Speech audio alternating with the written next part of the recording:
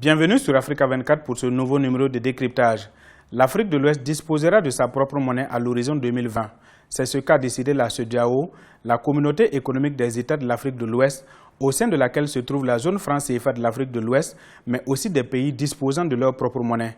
Pour parler davantage de l'uniformisation des règles financières et économiques devant aboutir à cette monnaie unique, nous recevons M. Joachim Lama. Il est le directeur national des études économiques et de la prévision de Guinée. Parlez-nous des critères de convergence que doivent remplir les différents pays membres de la zone monétaire d'Afrique de l'Ouest pouvant conditionner la réussite de la mise en circulation d'une monnaie unique. Le premier critère, c'est le niveau du déficit budgétaire. Alors on souhaite que ça ne dépasse pas 3% du PIB du pays. Parce que si les déficits budgétaires ne sont pas maîtrisés, si les pays se mettent ensemble, eh bien c'est d'autres pays qui vont prendre la charge du pays qui est le plus déficitaire. Le deuxième critère important, c'est celui du niveau d'inflation.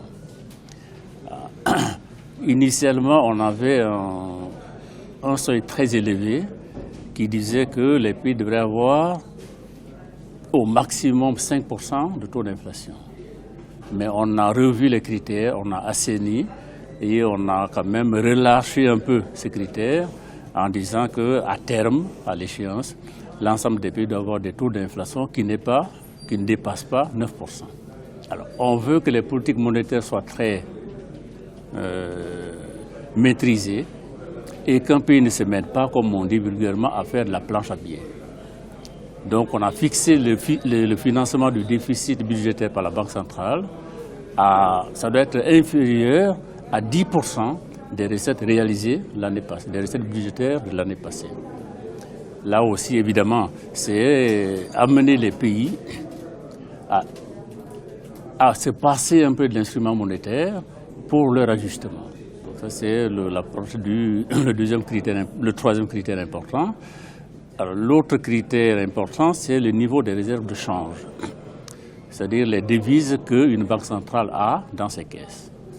C'est sur cette base-là qu'on peut fixer ou bien en tout cas convertir une monnaie facilement. Quand vous n'avez pas de devises, vous ne pouvez pas convertir, pour dire simplement les choses. Donc on veut que le niveau des réserves de change détenues par chaque banque centrale lui permette au moins d'importer pour 3 mois. Dites-nous, M. Joachim Lama, quel est aujourd'hui le niveau de mise en application par les pays des critères de performance définis pour aboutir au lancement de la monnaie unique dans la sous-région ouest africaine? La difficulté que l'on a rencontrée, effectivement, c'est la stabilité des progrès réalisés au niveau de ces critères. Les performances sont très changeantes d'un pays à l'autre et d'une année à l'autre.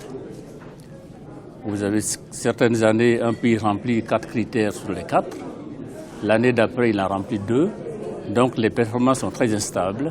C'est ce qui a retardé jusqu'à présent le lancement d'une monnaie unique entre ces pays membres. Où en est-on dans le cadre de la mise en place d'un nouveau système de paiement entre les pays membres de la CEDEAO, non membres de la zone franc CFA, et quel peut être son impact sur la facilitation des échanges entre ces pays? Ce projet a été initié par l'Institut monétaire de l'Afrique de l'Ouest, qui est normalement l'agent technique de la zone monétaire de l'Afrique de l'Ouest, qui regroupe les 6 pays de la CEDEAO qui ont leur monnaie propre, à savoir la Guinée, la Gambie, la Sierra Leone, le Libéria, le Ghana, le Nigeria. Alors, les systèmes de paiement entre ces pays n'étaient pas très coordonnés. Maintenant, le projet qui est mis en place vise à doter les systèmes financiers de ces pays de moyens de paiement qui soient très rapides. Par exemple, la compensation des chèques. Si un commerçant émet un chèque à l'ordre d'un autre, eh bien, on veut que la compensation se fasse presque quotidiennement de façon automatique. Donc, ce système-là, ce projet est assez avancé et ça va permettre vraiment des compensations automatiques entre les pays de la sous-région pour faciliter les paiements devant des transactions. Le système est en place et il a commencé à fonctionner de façon satisfaisante. Maintenant, ce que l'on veut, c'est d'étendre le système de paiement à l'ensemble de la sous-région. Que le système de paiement de la Guinée soit en relation avec le système de paiement des autres pays et que de façon efficace. L'un des objectifs phares de la CEDEAO est la mise en circulation d'une monnaie unique.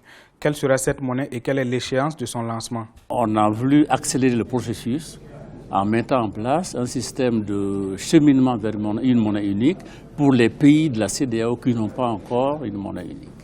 Donc ce qu'on appelle le système accéléré, ce qu'on a voulu faire au niveau de la ZMAO. Donc on est d'abord une monnaie unique au niveau de la ZMAO et à l'échéance une monnaie unique qui va fusionner avec le CFA.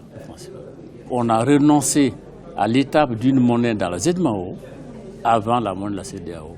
Maintenant, on va aller directement à la monnaie de la CEDEAO et l'échéance qui est prévue, c'est 2020.